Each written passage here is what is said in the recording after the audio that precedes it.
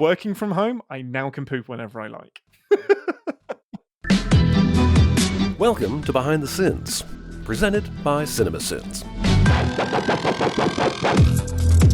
Welcome to Behind the Sins, your weekly look at all things CinemaSins, TV sins, and commercial sins. I'm your host, Aaron, but not that Aaron, of course. And this week I'm joined by CinemaSins staff writer Ian Whittington. Hello! Ian was talking with Jonathan a little bit last week and asked him what his favorite movie of last year was. I have a pretty good idea what I think yours is, but could you give like a top, maybe like 2 or 3? I think it's Top Gun Maverick. I think that's my number one. It may have surprised you. It did, yeah. What did you think my number one was going to be? Everything, Everywhere, All at Once. Yeah, it's in there. It's in my top 3. It's probably number 2. Yeah, I think it's number 2. I freaking love Top Gun Maverick. I've seen that movie 6 times now. Wow. I adore it, despite its flaws and whatever.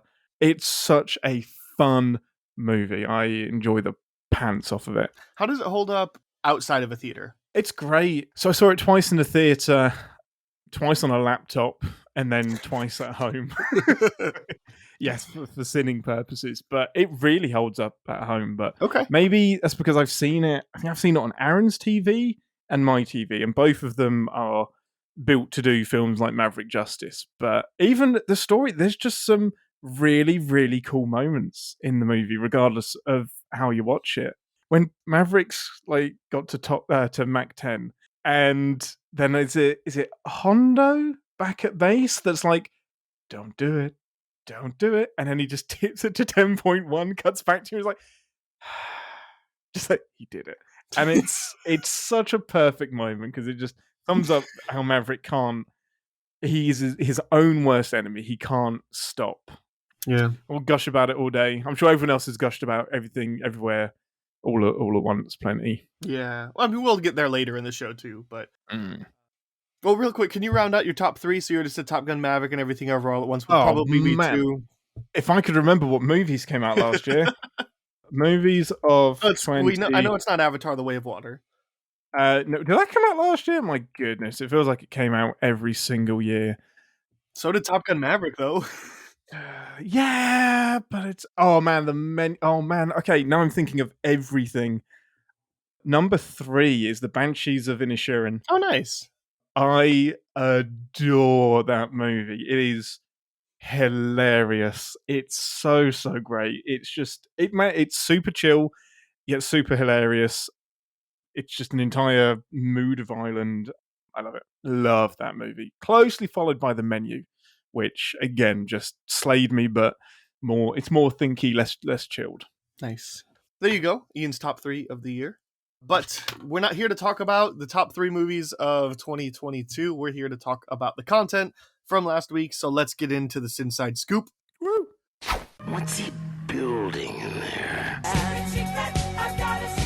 Pay no attention to that man behind the curtain. This is a true story.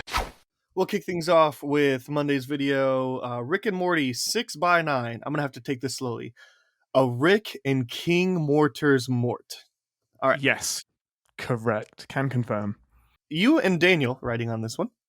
I get the feeling that neither of you liked this episode. I haven't seen this one yet. No, I didn't. I haven't liked most of this season of Rick and Morty. The opening is really strong. Mm-hmm. I really liked the one that's like does the riff on Severance with the sleepy family. Night family. Yeah, the Night Family. Loved that. But this episode just considering how stacked the voice talent is, like this episode has got Jack Black, Daniel Radcliffe, David Mitchell, Robert Webb. It's like it's one of like the best casts that I've seen them pull together, and it just sucked. It's annoying because the subject matter they're dealing with is like a lot of Rick and Morty, super important, and superficially you can laugh at the episode and then it's talking about a much deeper topic, but it didn't do it for me. It didn't really land too much, and like I mentioned in the Sims video, I think it kind of parodied House of the Dragon. Whether it meant to do that or not, I have no idea, but it kind of took on the stuff that bugged me with House of the Dragon. and ran with that. But yeah, wasn't a super duper fan, which made it pretty fun to see. Okay. Yeah, I could just kind of tell this is one of the ones that the narrator really didn't like all that much, and that's kind of an oddity for Rick and Morty, because even when the narrator doesn't like it, like, it's sometimes hard to tell in the Sins video because the Sins are kind of next level, because the show is kind of next level. So Yeah. what are some of the things that you wanted to highlight from the video? In general, I love the opportunity to challenge immortality in like pop culture and stuff. Like, everybody wants to be immortal. I was like, yeah, no, you don't, because here's what happens when you're immortal. You need a ton of caveats if you're going to be immortal. You also need to be invulnerable. Otherwise, whatever injury you have just stays with you. So you need to be able to regenerate as well. You got to not age, right? Because Yeah. eventually you'll deteriorate, right? You'll look like the king from House of the Dragon, and nobody wants that. Nobody wants that. Nobody wants skin falling off the bone of your good old literally tetanus eye. Yeah. Yeah. Ugh. If it's just your consciousness that's left, awesome, cool. But is it just floating around in a void? Do you have anything to control? Immortal means forever, and the universe isn't immortal. Eventually, you outlive the universe. So there's a cool thought experiment around immortality. Probably isn't as great as you think it is. Yeah, and also, like, I don't think I want to live forever. Like, I think that's got to be one of those things. Like, if you are immortal, have an off switch at some point. Like, have a button that like only you can press. That it's like, all right, I'm done. I think I'm cool. Yeah, I'm out. I'm out. Cool. Like, I'm done with the universe now. Yeah, and I think that's a really interesting topic explored. We'll actually talk about this later too. But the like, I think they did it kind of well in the Avengers with Hulk's character. You know, where he's just like, I put a bullet in the mouth and the green guy spit it out. It was just like, yeah, like, that's a really interesting concept, and I wish that was explored a little bit more, but we'll get there. Yeah, it's a tricky one. It's definitely tricky. I know Mr. Dicer would love to live forever. He just like, bring it. Give me all of the living. That man is so positive about so many things, and we love him for it. The bastard. I had a coworker ask me the other day if I would be a superhero or supervillain, and I said, well, it depends on the power, right? Like, yeah, I'm not going to just commit to being good or bad, right? He's like, so what's the power? He's like, invisibility. I'm like, villain, immediately. Yeah. Like, I'm going to steal everything. Like, what good could you do with invisibility? He's like, the invisible woman. I'm like, she's useless. You're like, she can make force fields. I'm like, that's not the invisibility power. That's a force field power. That's a different power entirely. Different power. If the only thing you can do is become invisible, I'm just gonna steal all of the food. I'm gonna Javert all over the world, you know? Yep. Because like, it's not like you can use the invisibility to expose people, because bad guys expose themselves all the time. Yeah. And it does nothing. Like, you can literally lie and still have a seat somewhere in a position of power. And yeah, I would be the world's best paparazzi if I was invisible. Yeah. Yeah. That would work. I'm sure there's a positive way to spin that, but I'm not getting there today.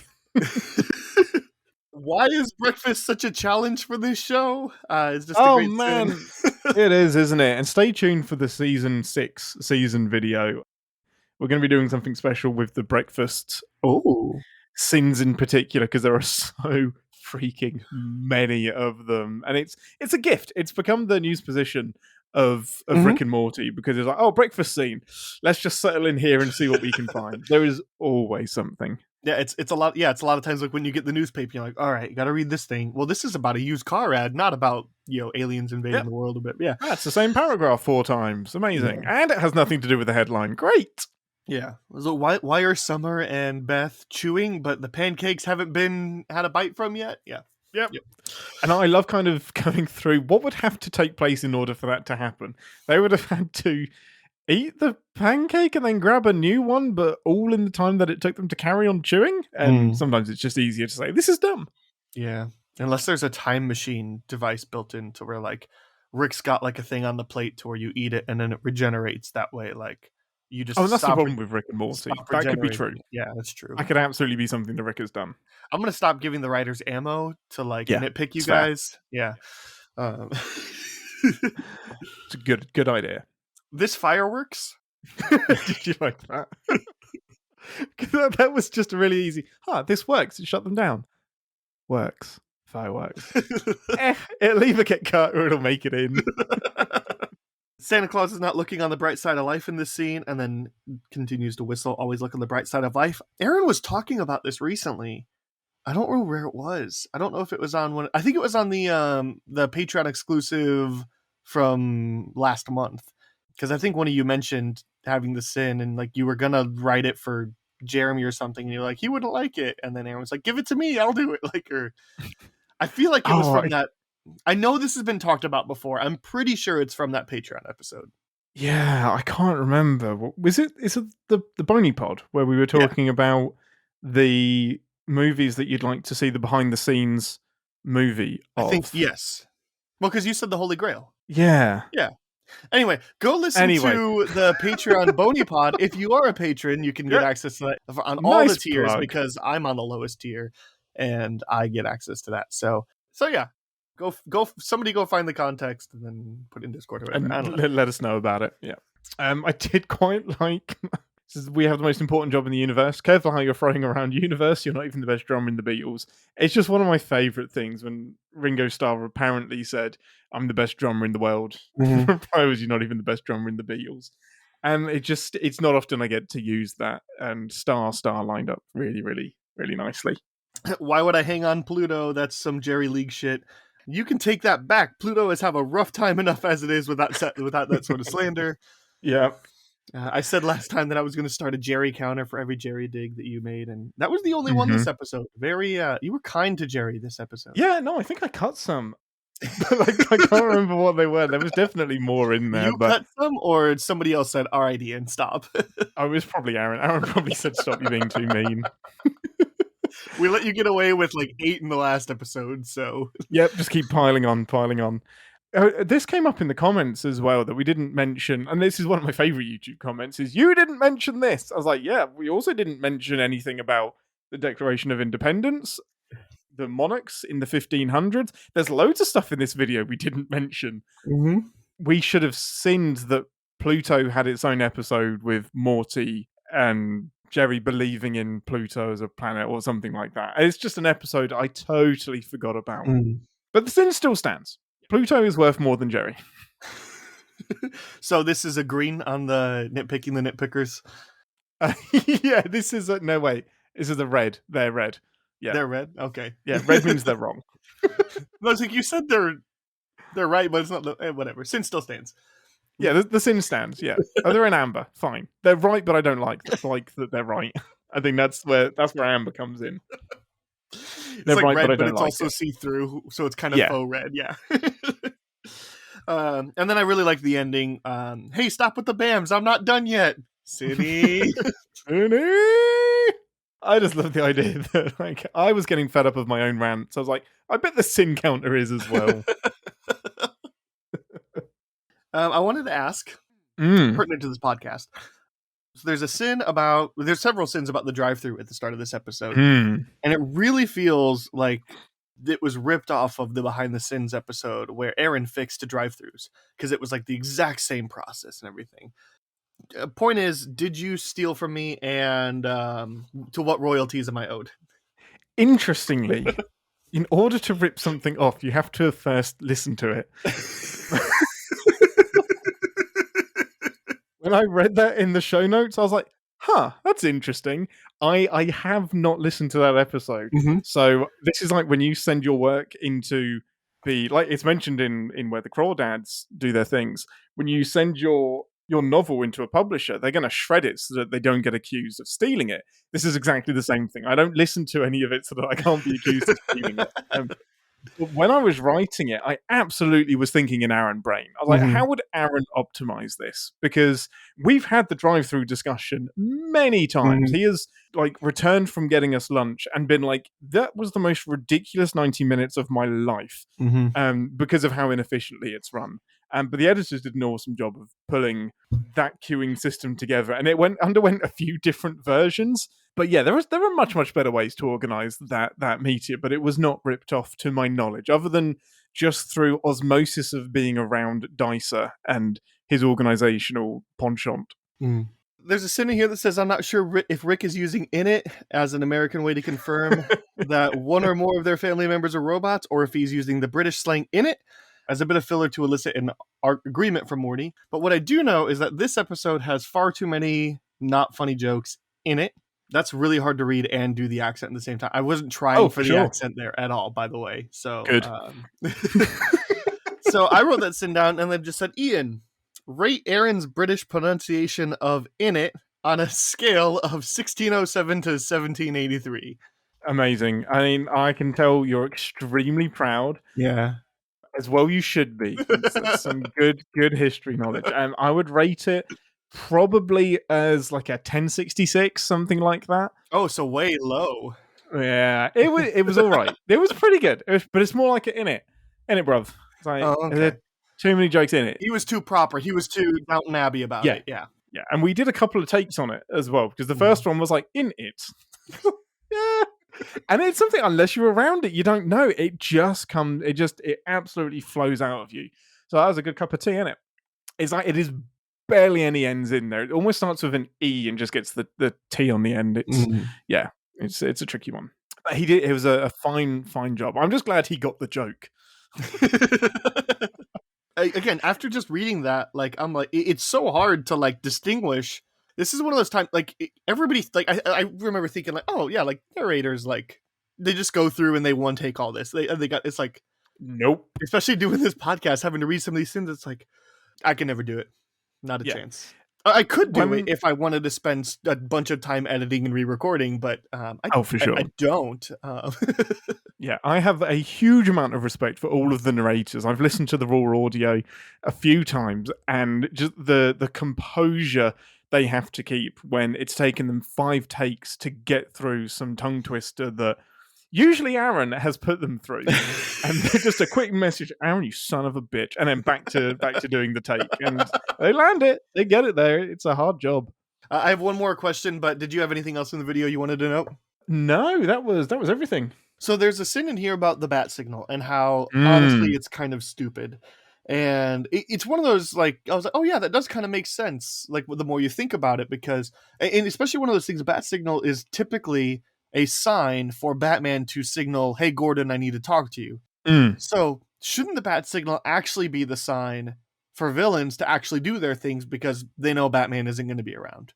Right? Yeah. Like, isn't honestly, that like when they should do their looting? Because, like, especially if they're far away, you know? 100%. Because if you're deploying the bat signal, it means something big is going down. Yeah. If you're deploying the bat signal for a bank robbery or a mugging, that thing's always on. Yeah. It never comes off. Gotham is always, there is always a crime being committed somewhere. So it's a big old signal that, man, Batman's stuck with something really big. It's probably not this. I'm going to go and do some looting. And the new Batman film that came out last year describes it best, is that it's a symbol and it's meant to strike fear into the people. I'm like, yeah, but does it? Like, and that's where the rant really came from. It's like, you're doubling down on the symbol of a bat, because they deploy the signal and then everybody starts hiding in alleyways because you never know, we could be here. I was like, no, he isn't wasting his time on you. And if he is, he needs to have a word with himself. Yeah, it's one of those things, like some guy looting a grocery store, you know, while the big conflict of the Dark Knight is going on. It's like, even if Batman drove directly by, he ain't gonna do crap. Like, he's got bigger fish to fry, you know? Yeah. Like, I'm safe. When you decide to do something that big, then he'll care about you. But meanwhile, you got insurance, you know? Insurance exists, and it's probably super high in Gotham. Yeah, of course it is. So it felt like there was a real big force behind there that, like, one of you two was just sitting on, like, hating the bat signal for a while, and you finally got an opportunity to sin it. Is that true? Oh, 100% true. Yeah, I do this a lot. I use the videos as a way to vent particular things. Like during Peaky Blinders, we sinned the pilot of it, and they just have in one of the living rooms, they have a display unit filled with decorative plates. And I was like, here's my chance. How often are you going to have these fancy China decorative plates on display? That is such an English thing. And I despise them. And they're such a waste of time and effort and money for me. And I was like, here we go. Here's my 2-minute rant on decorative plates that I will never get to talk about again. So yeah, it's definitely, I get away with one of those every other video or every few videos. And then the sin counter dings you off. I'm scared. Like, I'm like, if Ian ever came to my home, he would see so much useless stuff, and he would be like, "Why?" I'm always judging. I'm like the Hulk. That's my secret. I'm always judgmental. like in my kitchen, I have my cabinets are not quite up to the ceiling, so I have some room to keep like storage stuff up there. So I keep like extra bags of potato chips and like extra spices, like things that it's like, all right, well, I'm low on garlic salt, so I bought more garlic salt, and it goes up there until this bottle's out. But also, in the 90s when Batman Forever came out, McDonald's did this run where you could get a collectible glass cup for each of the four main characters: Batman, Robin, Two-Face, and Riddler. And I bought a set of those cups when I found out about them. I was born in 95, so like I wasn't like around for them. But like they're sitting up on my shelves, so you would just be like, but why? But like that's okay. Okay. It makes you feel good. Decorative plates. I don't know anybody that feels good about decorative plates. So it's not that it's decorative. It's, you know, it just has to be fun decorative. You know, like yeah. So those cups, you could feasibly drink out of them. I would wash them first, but yeah, it's a choice not to. Decorative plates, you can't. You cannot eat off of them because you will immediately ruin the pattern. That's a good distinction. Yeah, and that's where you have stripped the purpose out of that by making it decorative and collectible. Yeah. Okay, that's a good distinction. So if you take away the purpose, then it's a problem. For me, yeah, absolutely. Yeah, I get That's that. how my brain works. I get that. I also spent significantly less on that stuff than Fine Yes, China, exactly. Well, now that that's off the rails, let's talk about another movie that is apparently off the rails, where the Crawdads sing. Jeremy and Aaron writing on this one. Yeah, and it seemed like they both hated it. I don't recall Aaron's thoughts from Civ Pop stuff, but I remember this movie, like, this is a really popular book. It quickly became a movie, I feel like. I feel like that's the case too, and like I had a lot of hype around it. I mean, Daisy Edgar Jones is like a real big rising star right now, and it just feels like this movie kind of came and went, right? Yeah, it really did. It's a strange focus of the story. Well, and it seems like it came and went because I don't know anybody that actually liked this movie. I mean, a lot of people are kind of like, it's fine, but like I'm sure middle-aged housewives really liked it, you know, and there's somebody that's, I don't know, like Nick is listening right now and being like, I'm not a middle-aged housewife and I liked it. Like, there's bits of it I like. I pretty much like the first half. And oh, you've seen this? So I saw this under the perfect viewing conditions. It was on a plane, on a tiny screen in the back of someone's head. And I love her. I think she's like, I love the quirkiness. I love the character. I think it's well acted. I just, like Aaron and Jeremy, take a lot of issue with the male protagonists. In heavy quotation marks. A lot of interesting choices are being made, and she stops being quirky. It does feel like the movie misses what it should be celebrating. It's like, what are we celebrating here? That she does need money? That she won't be happy until she has money? Like, Swamp Lady should have been happy as Swamp Lady would have been a better message, I guess. But who am I to say what the message should be? But well, and then the ending, like, also kind of ruins a lot of the movie. Oh, for sure. That accelerated smash cut of here's the rest of her life is such a whiplash to me. Not only it's that, so strange. but the end reveal, she actually did it, even though she was convicted not guilty. But it's okay. She was declared not guilty. But the ending reveals after she's dead that she actually did do it, right? Yes. Yeah. Okay. So doesn't that ruin every part of likability for that character? I mean, that's subjective, isn't it? Like, if your line is never commit murder, then yes. I mean, but if you think she's justified in killing him, then because the argument is that she will never be at peace unless he's dead. He will keep coming back for her. He will keep harassing her. The only way she gets freedom is if he's out of the picture. Well, and like there was that line that comes in the Sins video that they say where it says something like sometimes like you got to kill the predator for the prey to live, or I don't know, something, or you got to be a predator for the prey to live, or something. It's still murder. Like, it's still murder, yeah. And I'm not passing a judgment either way. I've never been pursued like that, fortunately. But it all depends on where your judgment lies. On if you think she should be punished for murder, then yeah, you're probably not going to agree with what this movie does. It's not the fact that she did it for me. It's the fact that, like, the ending of the movie, again, I've only seen the Sins video, the tone shifts to, like, she might have been a psychopath, like, because like just seeing the horrified reaction of her husband, like, and the fact that she kept the necklace, carved it out in a journal, it's the murder journal that makes her like. The murder journal's interesting. Yeah, because that's the thing too, like, where it's like, look, I understand, and I can even kind of get behind. I'm not advocating for murder here, but like, I can get behind sometimes desperate calls, desperate measures, especially this is a fictionalized story. It's not based off a true thing. So these are characters in the first place. And sure, like, I think we can root for her. And if I'd seen the full context, maybe even get behind her and say, sure, I think she did the right thing. I mean, there's been plenty of movies where I could say that is the case. Like, doing the crime sometimes is, not actually criminal in my mind. Justifies the ends. Yeah. Ends justify the means. Right. So that's the one. So, but yeah, the murder journal is that part where it's like, that's concerning. That's for you, isn't it? That murder journal's for your benefit. Like, that's a weird one. Interesting movie. Wasn't I liked it to begin with, and it just immediately went to Trauma City, which is cool. It's fine. Like, there's a place for that, but it is like trauma to trauma to trauma to trauma, and problematic person after problematic person, and it's like, yeah, shine a light on them, but the movie just makes some odd decisions, especially with them ending up together at the end. Like, it's bizarre to me. I'd be really interested to hear somebody that read the book and just to see like what the differences are, and then also like whether that person thinks that a 2-hour film justified that, or if it should have been a 6-episode limited series on HBO, like Sharp Objects or something like that. Yeah. Or if it just probably should have never been translated. Yeah, because there's something special about the book. There definitely are books like that. So yeah, for sure. Anyway, let's get into the video. Indeed. Naturation, and if you have to do naturation, you get Sir David Attenborough or you get Sind. Agree. People forget about the creatures who live in shells. Rebooting the Teenage Mutant Ninja Turtles franchise every 15 years. Feels like we're due for another one. Plenty of kids go to school without shoes, but you will need a skirt. Putting gender roles above tender souls. I do love that. That is such a Dicer scene if ever I've heard one. That's a beautiful bit of wordplay.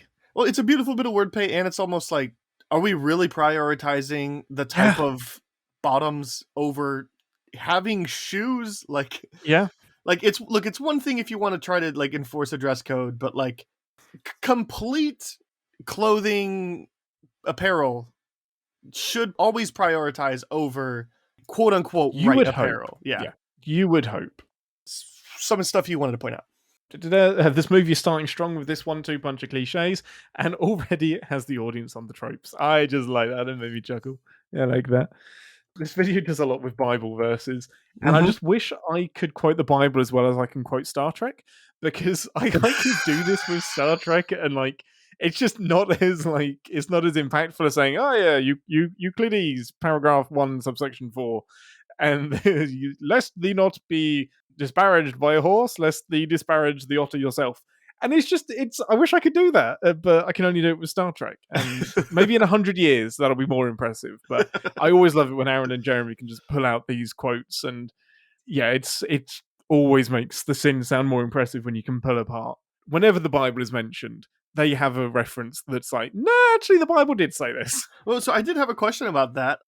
Which preacher's kid wrote the sin about Ephesians 5 and how if you only pick about small pieces, you can make the Bible say anything you want? Yeah, so I got a reply from Aaron saying, technically, we both wrote contradicting Bible verses sins for that section. They both picked different verses. That's so perfect. It's beautiful. Well, because that proves the point. Like, there are multiple references. He said he thought he'd written a good takedown of that twist, and then he saw Jeremy. So that's actually Jeremy's. Nice. But yeah, it's just hilarious that they both came up with it. I thought it was one of those, I would have guessed it would have been one of those combines, because it almost feels like the first half is very Aaron, and then the second half is very Jeremy. Because, like, I mean, they're both preachers' kids, but they've both kind of had different directions and experience, right? So, like, one of them is still very optimistic, and one of them is very pessimistic, and so it almost sounded like maybe Aaron wrote something and then Jeremy added onto it. It may well be the case, but I think they landed on Jeremy. Maybe it was Jeremy's verse and Aaron's rant. Maybe. I also thought, what a fun, like, which preacher's kid wrote that one? Yeah. So. Yeah, exactly, because we know it's one of them.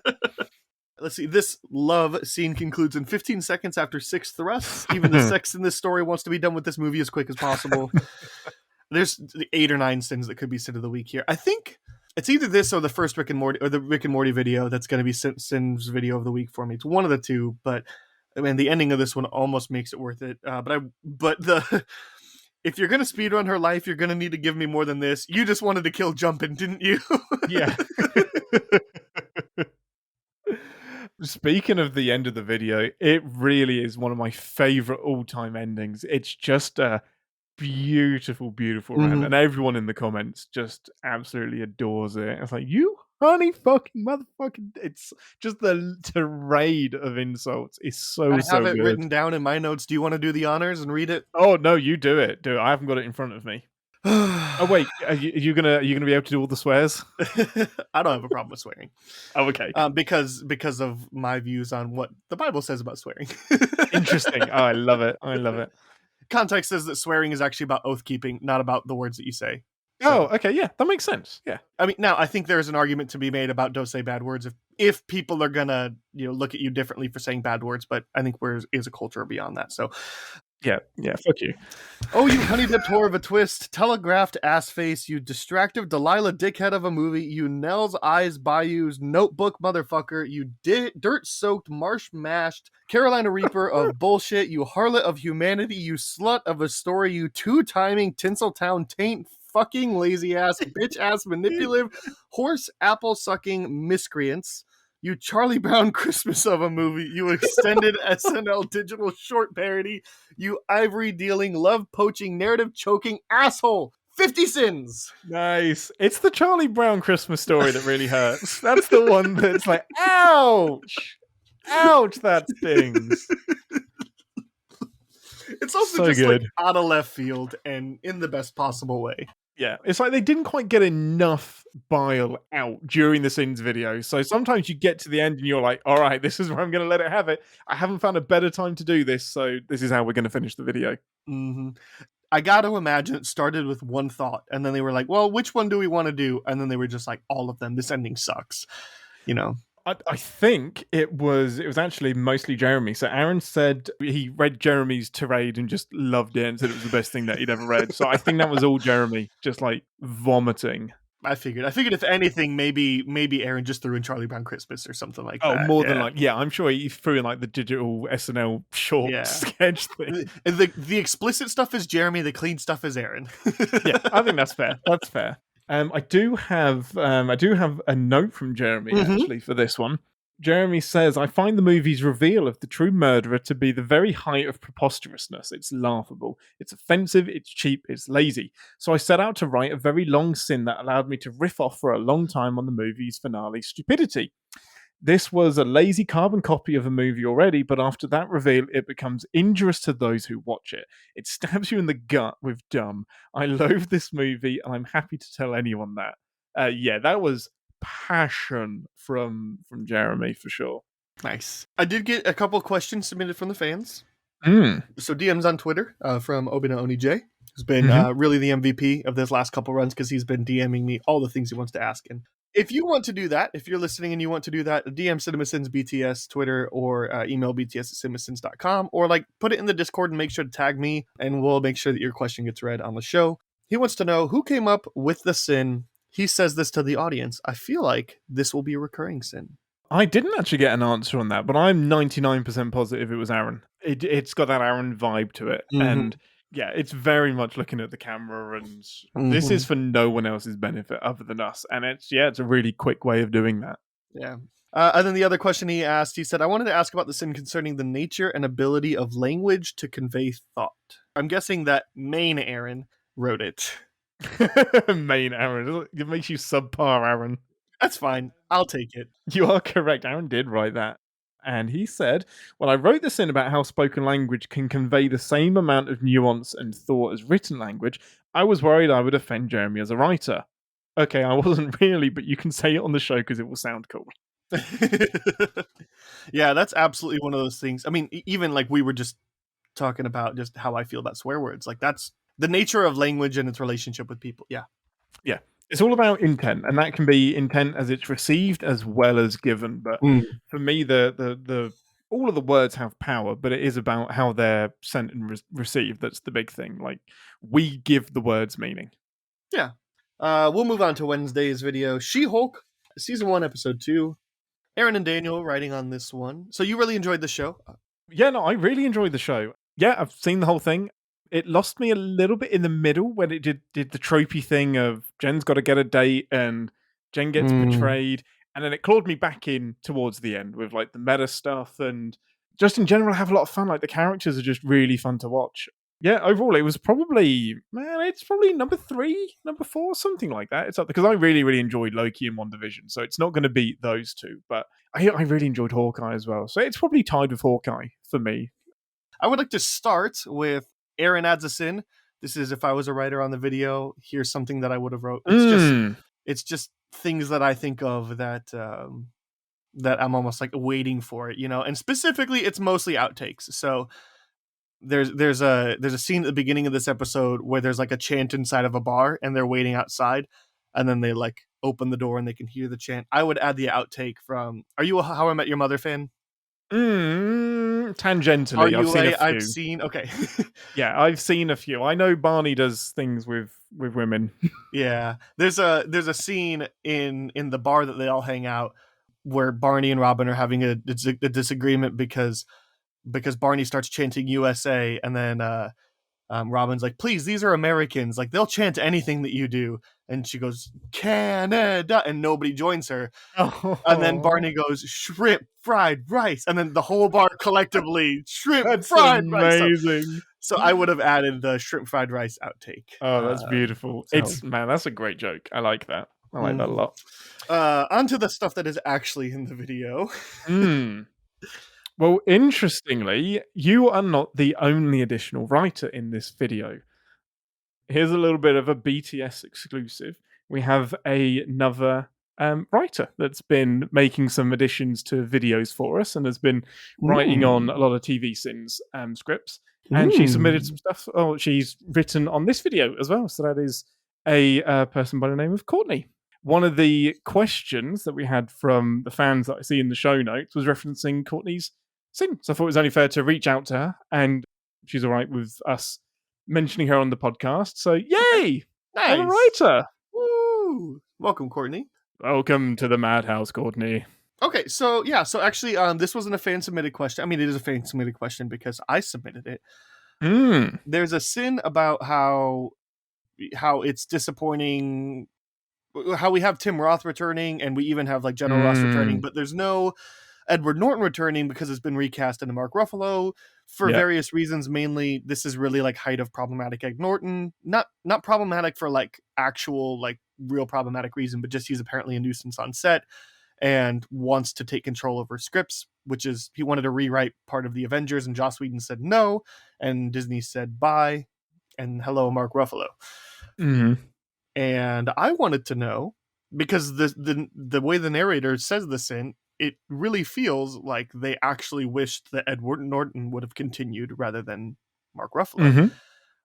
I wanted to know if I was interpreting that correctly, if the writer, Courtney, would have preferred Norton to stay.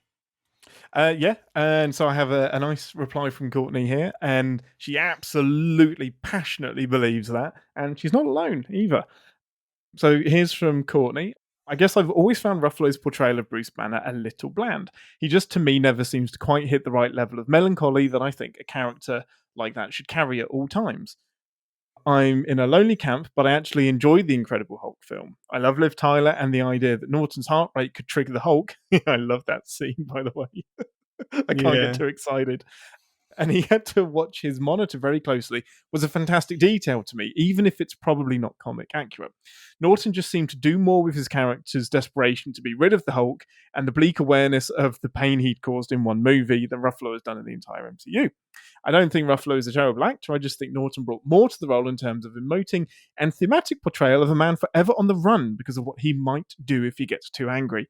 And I completely agree. I love Mark Ruffalo. Yeah, this is a good take. I love Mark Ruffalo. I love Edward Norton's version more. I love his Banner. Like, Ruffalo's a better Hulk. Norton is a better Banner. I think that's a really good way to generally put it. accepted. Yeah. I may be entirely wrong that it's generally accepted, but I think that's a good interpretation. Yeah, I mean, I like the Incredible Hulk film. I really love Edward Norton as an actor.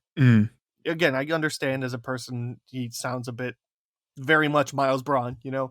I do wonder of that what if he would have stayed. I like Ruffalo, and Ruffalo does a really good calm banner, and when they write him, they're trying to make him very calm, and Mark Ruffalo is this very like soothing person, you know. Yeah.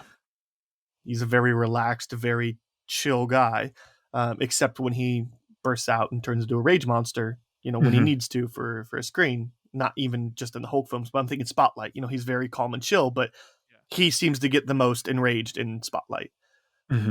Terrific actor, but Norton has that I might lose my cool at any minute kind of vibe to it. That kind of edginess to the character. And that's he's the always part of kind Bruce like, Banner that I miss. Yeah, totally agree. He was just always on edge, kind of like a meerkat, like always being hunted. And I just love that Edward Norton like seemed like a very slight figure as well, and then to suddenly turn into the exact opposite, just this huge hulking thing. And I think Aaron actually agrees with that take as well, the Edward Norton take. Yeah. But his caveat was that he still wants the movies that Edward Norton did, that he was able to do because he wasn't the Hulk. So he still wants all of it.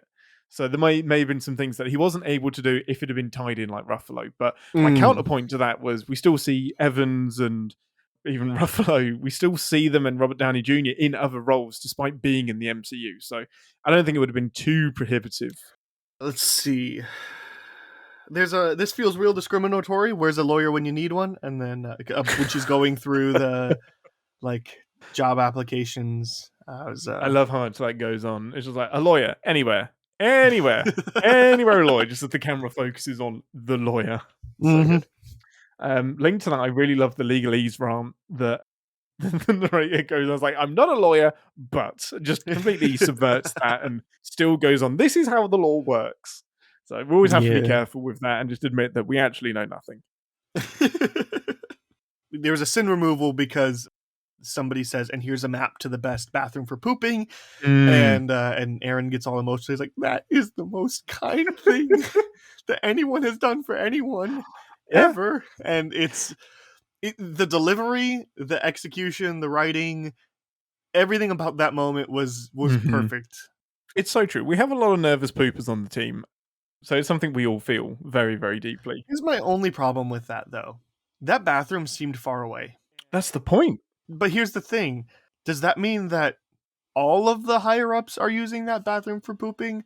Or is this one that, like, you need a key to get into and only certain people have the key and you have the key, but, like, standard employees don't have? Like, that's my only thing is how much is that bathroom going to be occupied? Because especially if it's the good bathroom for pooping, and I'm imagining this is a single, you know, not like a 4 or 5 stalls. I'm imagining this is a single stall and sink. Like, people are going to take their time there. Like, that's my question.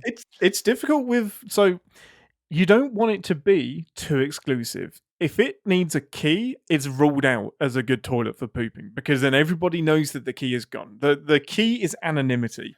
So you need to be able to get in and out of that bathroom without people knowing that you've been in there. And it also needs to be nobody will interrupt you while you're in there. So if there's a key, it means whoever has the key is the one that's pooping and then you give yourself away. So I think it's isolated, but unmonitored and always unlocked as well. That would be the key. So it's like if you work in an office building, you go to the floor that's under construction and you poop in that floor. As long as you know that the construction workers aren't in there, yes. Yeah, construction workers are never there. It's true. It's just tarp over everything. You got to make sure the toilet works too. And people also need to know that you would need a reason to go up there because they'll just be like, the whole point is that people don't know that you've left to poop. So if you leave and go to the floor that's under construction, they know that you're pooping. And when you come back, it's like, you pooped. This is fascinating to me as somebody who for the last, I guess it's been 10 years now, has Crohn's disease. Because when you get Crohn's disease, poop is just part of your life and you just embrace it and you make people uncomfortable. So it's like, it's fascinating to get back into like a normal person's mindset now. Because to me, it's like, look, there are better bathrooms for pooping, but honestly, as long as it's clean, I don't care. So, yeah, I need it. So it's the exact opposite. Choice. Like us nervous poopers will plan our poops. So we can go a long, long time and then plan it out. Like I had to do this like at work when I was a lot younger. is I would have to plan my breaks so that I knew I would always take the lunch hour that was the least popular. So if I was on like a 9 till 6 shift, I would take my lunch break at like 3:30 till 4:30. So I've got to wait forever, but I know no one else is having lunch that late in the day. So I have an entire hour where people just think I'm on lunch, but I can actually go and poop. You could also do lunch. Exactly. I can do both. Both. But they're assuming I'm on lunch. Well, now you just gave it away. Ian's a 3:30 pooper. At 3:30, no, Aaron is pooping. Ian is pooping. Working from home, I now can poop whenever I like. but your body is trained to 3:30. So shoot, that's an hour from now. We better get going. Just built into me now. The other question I wanted to ask, I observed this on Patreon. Nick says, I was wondering if this is one of those situations where the video was sitting around since September, which also would make sense because the first episode of She-Hulk was way back when I started taking this over. So it has been a while since first episode. And that got me to thinking if this video was narrated by Sinbot before he broke. So this was not written as long ago as you think. Long enough for that to no longer work, yes. Honestly, the chronology of when things are written and how quickly they make it through the editing process and when they go on is a mystery. It can be anything from like turned around in 2 weeks to 6 months. It could be Instasyn to Everything Everywhere All at Once. Exactly. Yep. And everything in between. So yeah, it's tricky. But yes, the QR code doesn't work anymore. And I think it was actually written after Sinbot broke. Okay. You ready to move on to Thursday's video? Yeah, let's do it. All right, Rango. Chris and you riding on this one. My turn to have the unpopular take. Okay. What is your unpopular take? Do not like this movie. I've never seen this movie, but it's one of those that like I feel like people love it. I feel like it has a decent reputation, but not like a. I think this is one of those like, oh, it's a decent non-Disney animated movie, like. So maybe people overhyped it because like the amount of times that an animated movie comes out that doesn't have Disney on it, it's Secret Life of Pets and Minions, of course, and like just a bunch of really terrible animated movie. Well, Disney Pixar, yeah. Like, and then you get every now like the first Despicable Me movie is great, and I think the second one is great too. But then you get Despicable Me 3, Minions 2, yeah. How to Train Your Dragons are great. So anyway, it's just like I think this was one of those, especially this came out 2007 or so, 9 maybe. Anyway, it's just one of those where it's like, hold on, people besides Disney can do good animated movies, and then probably just over. Anyway, so it just feels like people are over the moon about this, but people also don't seem to not like it, and that's just not something that's going to shoot high up my watch list. It's super weird. It just got forgotten about. So it almost when I was doing my research has like a kind of cult following now, and the YouTube comments definitely echo that. So the people that do like this film love it, and they are passionate about it, and they adore it. I think the animation is the best part of the movie. It is beautiful. It is uniquely animated. It doesn't fall into the bucket of Pixar or Disney. It does something unique, and I love it. I think it's a beautiful film to watch. The story does nothing for me. The characters do nothing for me. The plot does nothing for me. The jokes don't land for me. It is trying to be a parody of this type of movie, but it doesn't go far enough for me to be funny or to be a send-up of the genre. It falls into a lot of the traps that we see, and it's just a bit nonsensical. But yeah, there is a passionate fan base for this movie, and I respect it, but I'm not joining you, I'm afraid. Okay. Since you apparently really don't like this movie, but love Green Lantern, but hate Rango. Go figure. Often in the same conversation, those two movies. Yeah. I mean, obviously. Why wouldn't we talk about those two in the same sentence? Where do you want to start with the video?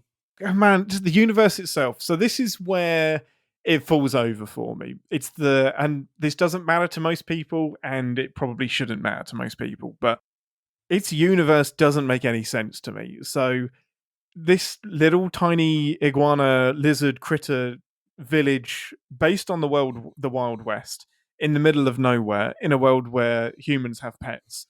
It doesn't make sense to me. Like, what happens if humans find this village? What happens if they stumble upon it? How are they picking up on this replication of the Wild West? Why is Clint Eastwood their god?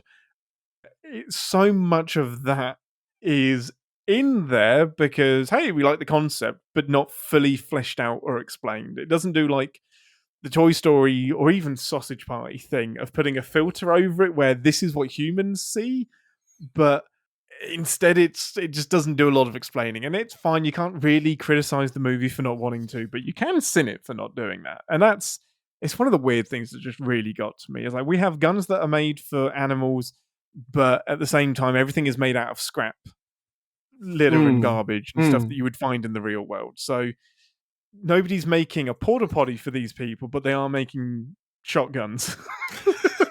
I definitely had that sin written down. It's kind of crazy that weapons manufacturers started making shotguns for iguanas. But they wouldn't make toilets. I hear that generic bird scream in so many movies, and amazed we're not calling it the Wilhock Squawk. So this I think we should. When I thought of that, I went straight to the team and I was like, guys, I've got it. This is it. This is the new thing. The Wilhock Squawk. And they're like, cool. I'm like, no, guys, you're not getting this. This is perfect. This is the new thing. It's going to take the internet by storm, or at least CinemaSins videos.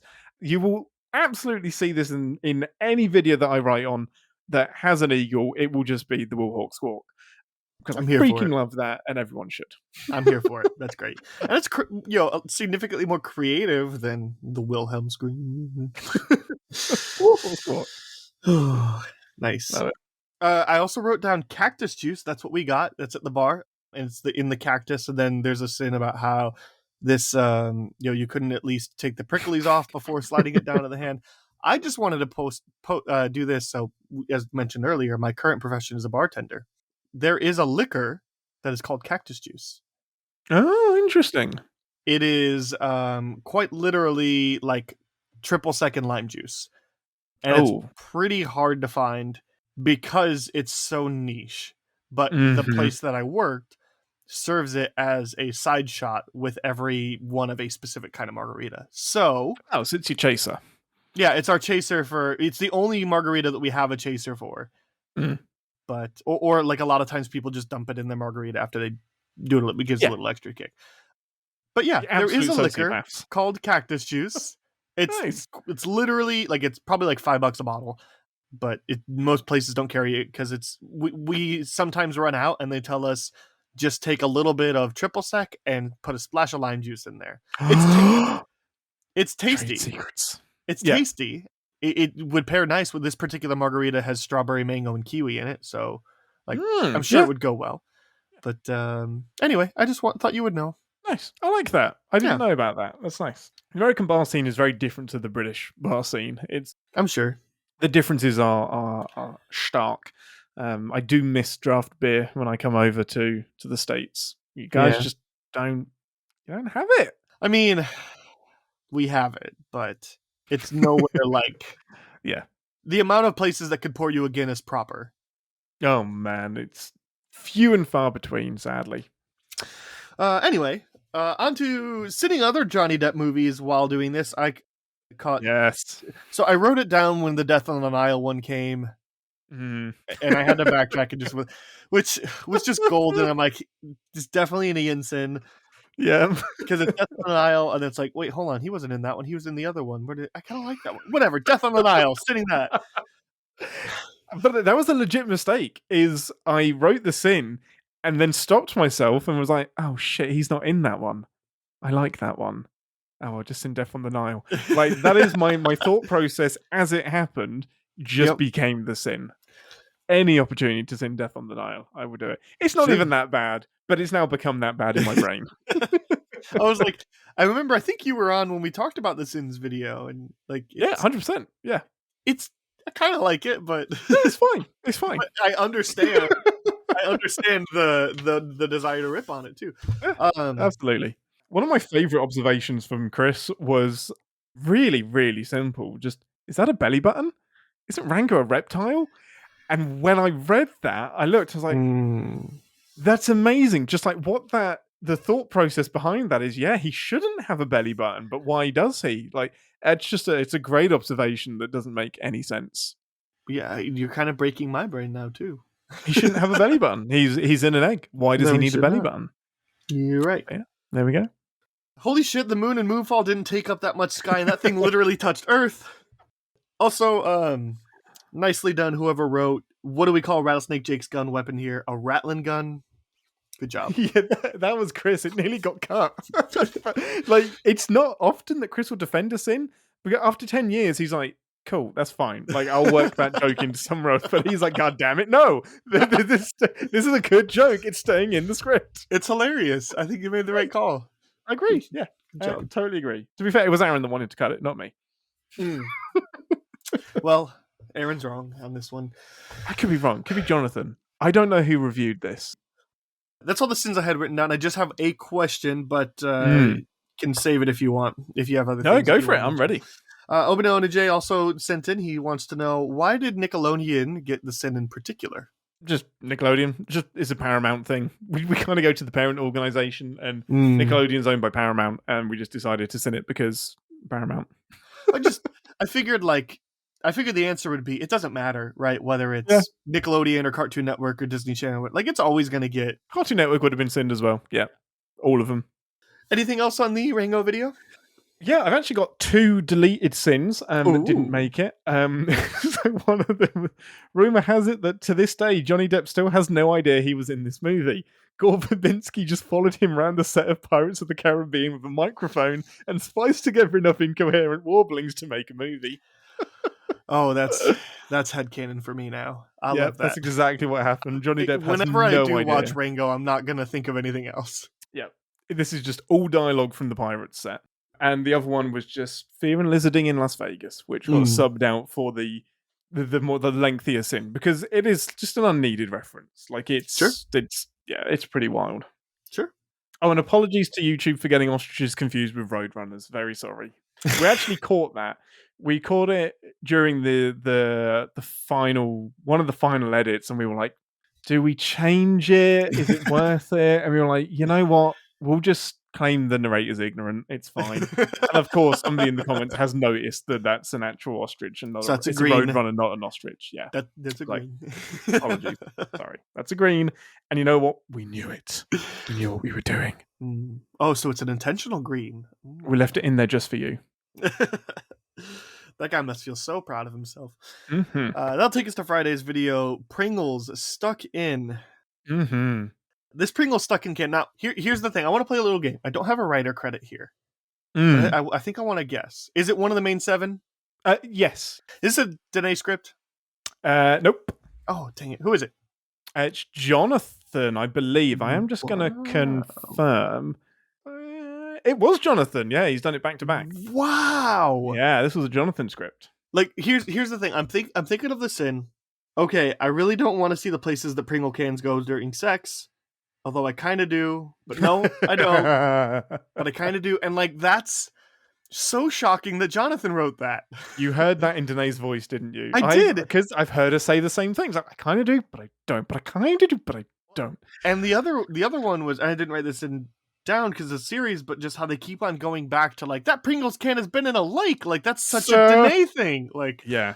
That's and shocking. We rub off on each other. We genuinely do. Like, there are, like, kind of, I've picked up a lot of Aaron sins, which won't be surprising. We all pick up each other's stuff. Sure. Like, that's one of the beauties of the narrator's voice, is that it's great when we can plagiarize each other, because it's the narrator. It's all coming from one person. It's all coming from the narrator.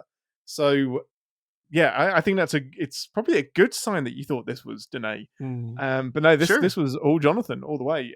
Well, here's the other part to this, is that there's the wedding one, and he says, this asshole, who I will call Clint, chose not to wear a jacket over his shirt and tie, and now he will stick out like a sore thumb in all the crowd photos. But that's a Danae sin. That is. And I also wanted to bring up, because I just wanted to let people know, as a guest, it would be very nice for you to tell me what kind of attire you expect at your wedding. Correct. And most people do. Really? 100%. Anyway, the 3 weddings I've been to, it's all been pretty clear. Interesting. Because I don't recall the last time I've gotten, like, a whatever, but, like, typically I'm just like, however, we don't know, because, like, we went to one that was at a barn, and so I'm like, I'm wearing jeans, and my wife was like, are you sure? I'm like, it's at a barn. Like, I'm gonna wear jeans.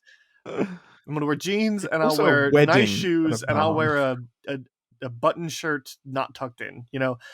and like that's kind of my. I like jeans. I wear nice jeans. Like I'm not gonna wear holy jeans there anyway. So like, but like I don't know. Like we went to a New Year's Eve wedding, and I wore a black slacks, a black shirt, and a white tie because that feels very New Year's Eve-y. And I think that was about appropriate. But it was like, how do I know what to dress for this? You know, It's hard. It is tricky.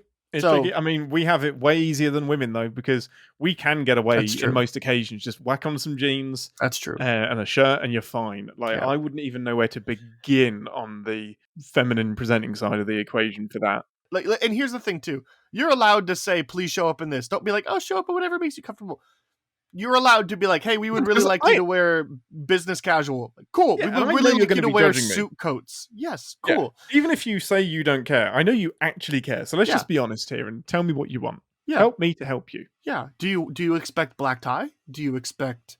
We wore swimsuits to my grandfather's wedding because it was a remarriage and it was in the summer, and it was each of their second weddings. Both of their first had passed. And so they were very casual about it. And so she said, wear a swimsuit for all I care. So we did. Our whole side of the family. So, yep. Amazing. That's amazing. That's beautiful. That's some interesting pictures. I love that. All right. The only other sin I had written down was commercial imagines a world where foodological enhancements can be used on the basketball court. And I got to be honest, I want to live in that world. Mm-hmm. I agree. Yeah. I liked this is how your father got tetanus in his eye and had to wear an eye patch. But if your friends ask, it's because he used to be a pirate. I love that logic. It's way cooler to admit that your dad was a pirate. That's great. Did the writer actually sit on a block of cheese shaped like a pyramid and lead all the following hijinks? I'm going to say no, but I imagine he sat on something that led to the hijinks. It just may not have been a pyramid of cheese. I think the block of cheese has been substituted for something else. It seemed way too specific to be made up. But yeah, that's kind of what you do for a living. So it's true. We do come up with this. The humor is in the specific for sure. I'm like, it is, because there's also like a follow-up scene later where it's like, this video is so like personal about me, like personally about me. Like it's like keeps bringing up my history. Are you ready to move on? Yeah, let's do it. I'll take us to Behind the Sinner. So tell me about yourself. We're all sinners. Every one of us. And what happens to sinners? Get to know each other better, you know? See, Daddy, sinners have soul too. The information, it's too much. Walk away, Mark. Just walk away. Round 3. Ian, I want to know your thoughts on the Everything Everywhere All at Once video. What was it like to do your narration? What input did you have on the final video? We already know that you had the biggest influence on the title. Any other fun facts you want to throw out? Anything kind of along those regards? I also want to throw one more question into the mix of all these ones that I'm rapid firing at you. What was it like to live with Dicer during the majority of him making this video? Oh man, bless his heart. It is the quietest that I've seen him, because he was very, very thoughtful. He mapped it out, and so him and Chris met together to kind of do some loose mapping. I think Aaron would have wanted to map this out minute by minute, sin by sin, universe by universe, in like the murder mystery thing where you've got like the pins on the board, you've got the red thread that's like tying together all of the pins and the pictures and this big mind map. And Chris was much more casual about it. And he wanted to map it out and agreed, but Aaron, I think, wanted a lot more detail. So he was a little bit nervous about like, is this going to work out? And I think his efficiency brain was like, am I wasting effort here? But none of it was wasted at all. It's all beautiful, and it turned out so well. But yeah, there was a lot of nerves behind, like, is this going to be too ambitious? Is this too big? And I think every other Sins video kind of seems easy by comparison. So this was a really interesting angle to take. Watched it a few times during the editing process, so saw the kind of different permutations of it. I know the original edit was nearly an hour long. I think it's 55 minutes, something like that. And it got trimmed. Yeah. But yeah, it was really interesting. And it was release the 50-minute cut. Do it. I don't even know if that cut exists. I'm sure it does somewhere. But it was awesome to be in the video as well and to actually sin it. Yeah. It was so much fun. And that last sin is just, it's chill inducing for me still to hear. all of the different voices like take over and hand off to each other, and then all come together at the end was so cool. Really cool process. Really fun. Nice. Yeah, and Obino Onij wanted me to ask about that, the final sin. I never thought about it, but I'm like, if you were living with Dicer for probably a majority of the making of this video, so it's like, yeah, most of it. I just got to imagine like days where he's just like pacing, or he's just like, hey, I've got this idea, but I can't quite pull it together. I'm going to talk to your ear off about something, and then it'll make sense by the time that I'm then telling you. Or like, I can't imagine the amount of times that he might have been up. Here's this weird thing. Does that make sense to you? Like, I don't remember him doing that, actually. Like, Aaron's really, really good at internalizing a lot of stuff and thinking it through. And sometimes you can have too many opinions on something. It can be really, really tricky. But there was a lot of mental pacing that I saw. There was a lot of sweaty brows going backwards and forwards. And when the script was done, that was the nerve-wracking part. It was just like, I just want to know. I just want what's going to work. What is going to work on screen? So I think the most nerve-wracking bit was the pause between the script being locked and then seeing it in person and seeing the edit. Because you've either got, that's either like the start of the journey or the confirmation that you've got something that's really going to work with the public. And turns out it was somewhere in between, because we still didn't have a clue anybody was going to like it until it came out. Sure. So yeah, really, really interesting process. And also, I just want to point out, I would, if you were living with Chris, I would ask the same questions. But like, oh, for sure, yeah. Like I think it would have been a similar answer. I think a lot of it would have still been internal. I mean, they just came to it from a very, very similar angle. Like, we need to do something special with this movie. So they were aligned on pretty much all of it. Interestingly, the thumb narration that I did, that wasn't the original voice that I did for the thumb. The original voice I did was incomprehensible, and Aaron was just like, Aaron's very diplomatic response to my audio was, I'm glad there are going to be subtitles. So like, I can do another preview of the original voice. Yeah, so it was more like an old guy kind of thing. It was, oh, this is an absolute disgrace. I can't believe that this is what's going on, Pinky Dave. And it was just like really like old man. He was like, I can't understand a word you're saying. So yeah, it got turned down into a younger version of the same character. Nice. Very Squidbillies. Yes. I mean, the inspiration was actually Tony Harrison from The Mighty Boosh, who is this disembodied head with tentacles coming out of him. And his tagline is... Yeah, it sounds like it. I think it might be inspired by the same character. But yeah, I would always do impressions of him. Nice. Yeah. And then also I was asked, which is more fun, the finger sins or the sports radio sins? I feel like you brought more energy to the radio ones, but the finger ones seems more like your style of humor. Yeah, that's fair. I mean, Aaron's direction for the sportscaster thing, radio, whatever it was over the top. I don't do sports. So he was just like, over the top, really, really go for it. And I was like, yeah, sounds good. And because we're not narrating these lines together, it is weird, because you're reading their part, but we're not speaking together. So it's tricky to get the inflection right, because you don't know exactly how the other person's going to sound. That's so... I never thought about that before, but like, especially like the ones with like Jeremy and Aaron doing their like, totally independent.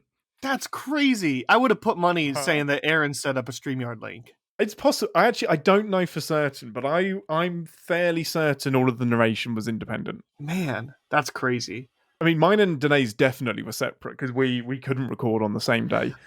I mean, there'd be some that I'd be willing to bet were, like, obviously some of them were independent, especially the solo ones. But I would have guessed all the pairing ones, like the Pinky Sins and the... I could be wrong. The Pinky Sins are definitely separate, because I mixed that together. And me and Danae couldn't line up our schedules in time to get it sent off. No, but I don't know about Larry and Barry or whoever they are. I can't remember the names. But that was a lot of fun. But yeah, Pinky Dave was much more. I could have talked as Pinky Dave for an entire video. Well, on the next BTS that you do during season 4, I think you need to. Just the new host. Yeah. Well, they'll be listening to this. The new host is Pinky Dave. I would say the new host probably knows. Like, probably he's listening to this now, but yeah, maybe I'll just cut all this and scare them. Oh my goodness. Nice. Anything else you want to talk about from that video or your experience? Anything with that? No, it was awesome. It was really, really fun. I'm really happy to get it out there. I know that certain eyes we want certain eyes to see the video, and hopefully they do at some point. Okay, well, we just have one more thing before Beyond the Sins. We have a game of 3 sins and a lie, your favorite game in the world. I have 2 choices for you. Would you like The Happening or Zombieland? Zombieland. Okay. I've seen that movie.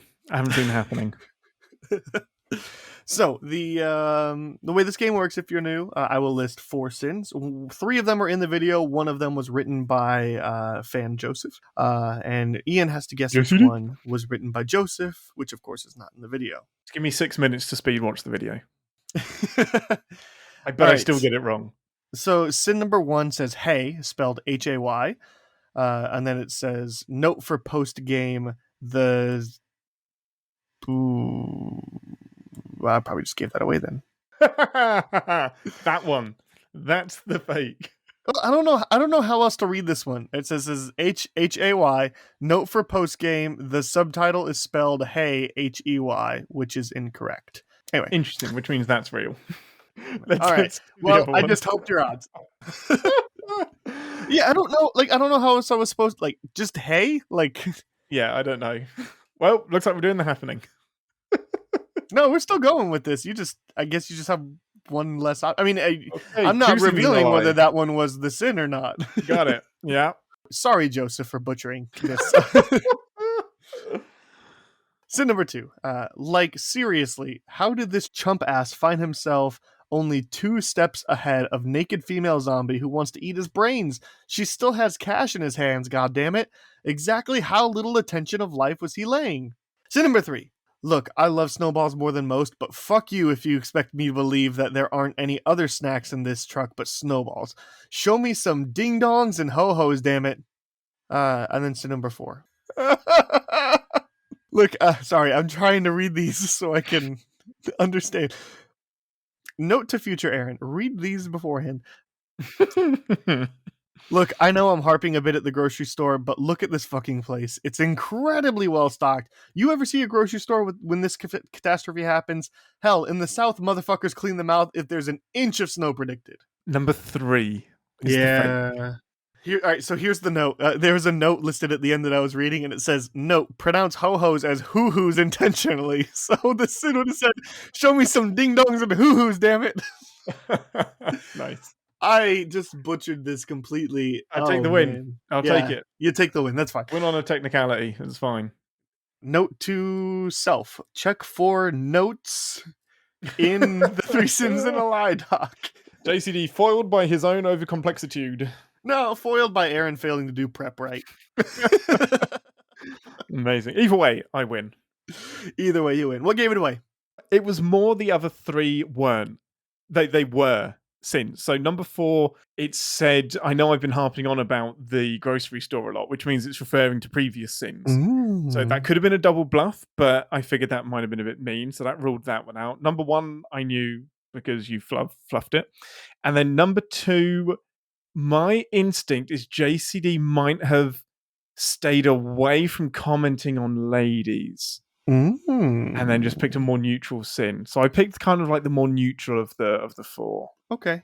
Well, now you give Joseph ammo, so he's going to come back harder the next time. Hey, make sure harder, better, faster, stronger. Mm-hmm. Well, that'll take us to Beyond the Sins, our last segment here as we wrap up. To infinity and beyond. Somewhere beyond my wild history. To boldly go where no man has gone before. What is something that you want to quickly recommend, Warren, or reca-warn?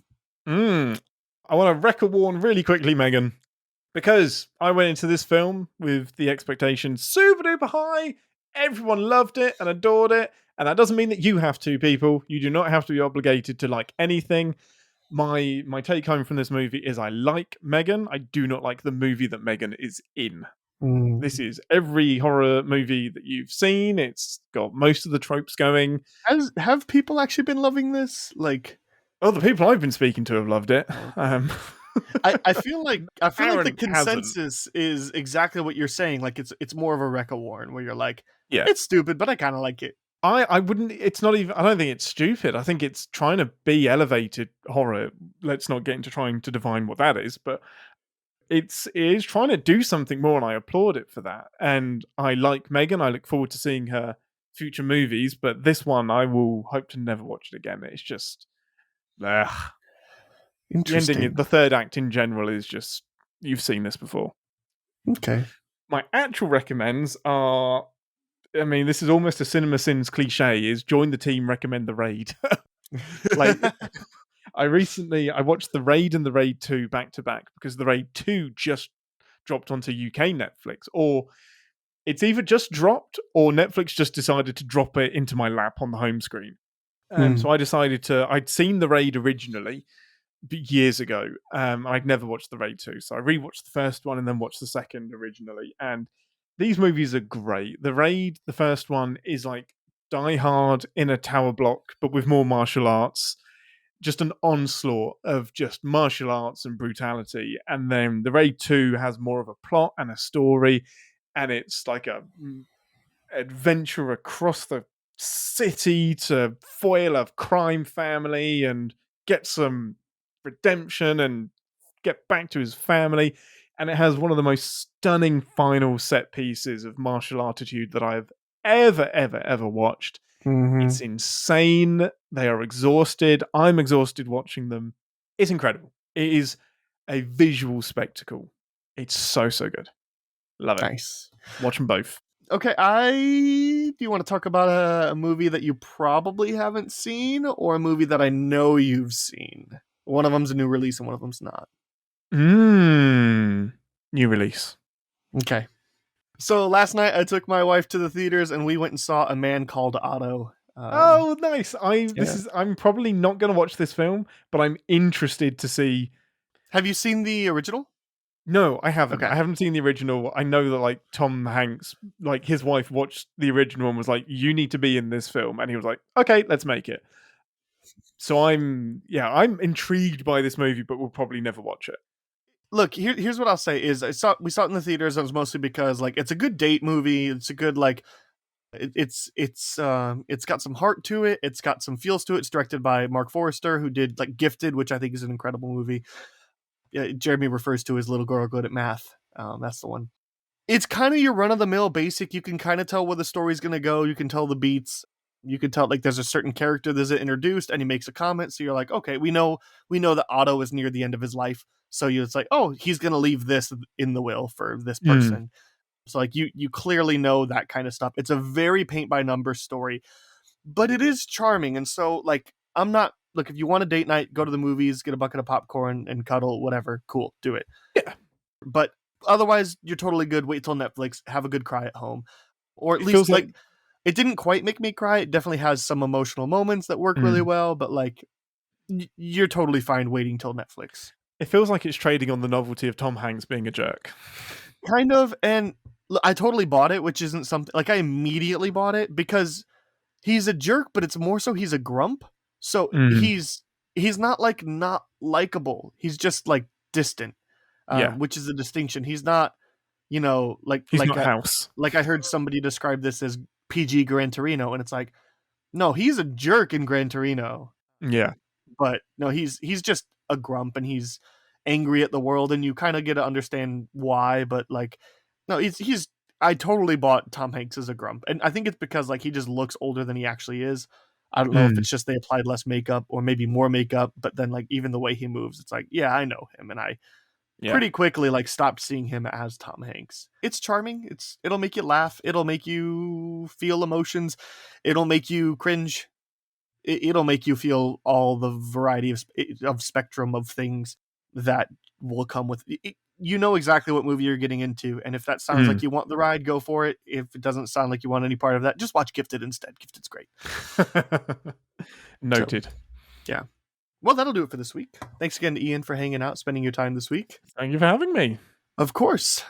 Anywhere you want to send people to in the meantime, where they can connect with you and criticize you about your Rango takes? Oh, do it. And my Green Lantern takes and Incredible Hulk, whatever you fancy.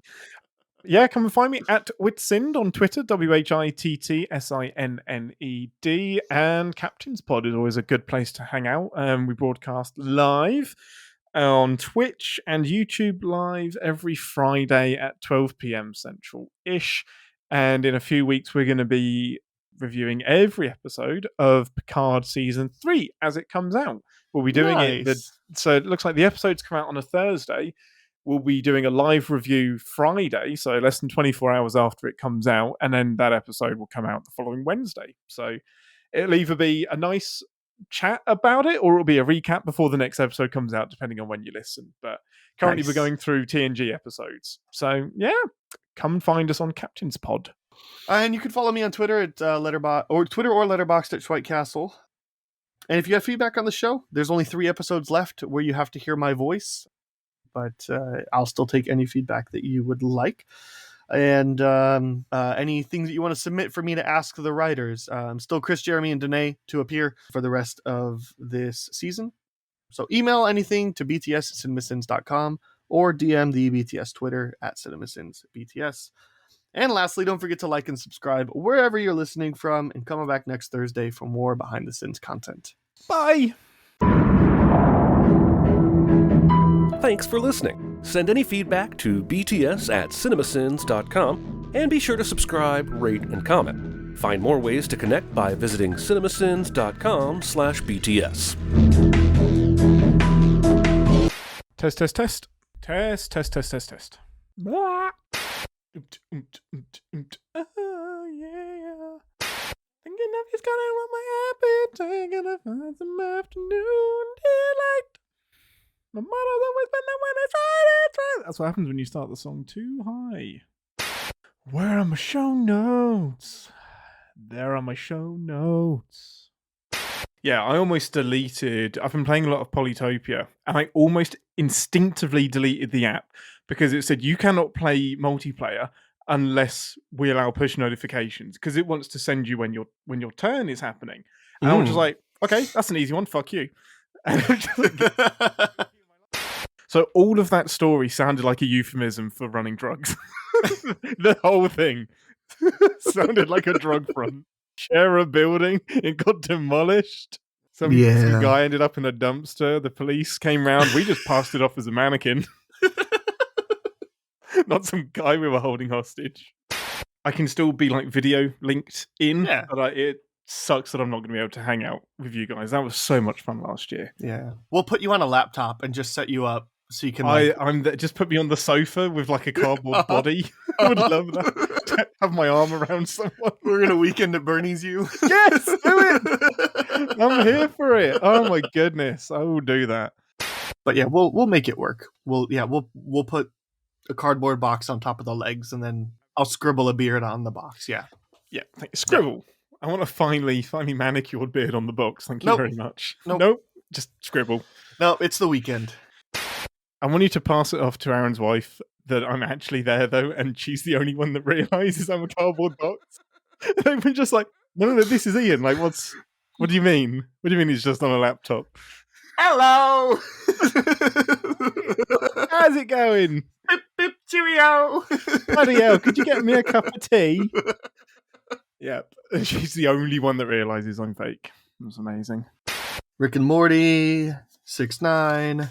I didn't write down the episode title. I should do that. A Morton... Shit. A Rick and King Mort's Court? It would have been easier for me to Google it. Like, I want to leave the mystery there. So. Mm-hmm. Totally agree. It's all still Jeremy. Jeremy narrates, edits, everything. There is no one else. He's doing both parts of this conversation as well. Yeah. He's just a really good voice impersonator. So he's been him and Chris and his English accent's a bit dodgy. I've been told that my English accent is less convincing than Danae's. I was like, what? That's bullshit. But true. Okay. Don't put that in the show. I'm sure I fucked that up. I'm going to put that in the show, though. So. Hello and welcome to Behind the Sins. Nope, that's not how we do this anymore. You heard it here first. Green Lantern is Ian's favorite movie ever. Yes, correct. Yes, exactly. Along with Back to the Future 3. we've been having this running gag going at Sif Pop stuff where we're trying to we're always joking. It's not even a joke. It's threatening. We're threatening to moonfall bomb all of our like year-end awards and things like that. To just, oh my goodness. Or like somebody posted a thing and I'm like, I'm going to go fill in moonfall for every and I actually went into this Google form and started filling out moonfall. Like, best film of the year, Moonfall. Worst film of the year, Moonfall. Best female performance of the year, The Moon in Moonfall. The Moon in Moonfall, nice. Did that come out last year? That was January 2022. It was not. It was. I feel like that movie came out 5 years ago. It was like it was in January for sure. I feel like it was like the very beginning of January. That's like insane. I would have bet you money that was 2019. Nope. Aaron and Ian reference Aaron Dicer. Take a drink. We'll never know. Ask Jonathan. Never. Ask Jonathan, and Jonathan, don't tell anybody. Man, I imagine a lot has been said about this video already, but it's you brilliant. Would know if you listen to the episode. Oops. Next time, make sure harder, better, faster, stronger. Harder, better, faster, stronger. For the record, by the way, the non-new releases. I was going to go heavyweights because having you on reminds me of heavyweights. And I wanted to know if you've turned around on heavyweights. No, well, I haven't seen it since we talked about it. I don't think I'm likely to ever watch it again. Boo. Okay, so last night I took my wife. It brings me nothing. I've seen what makes you cheer.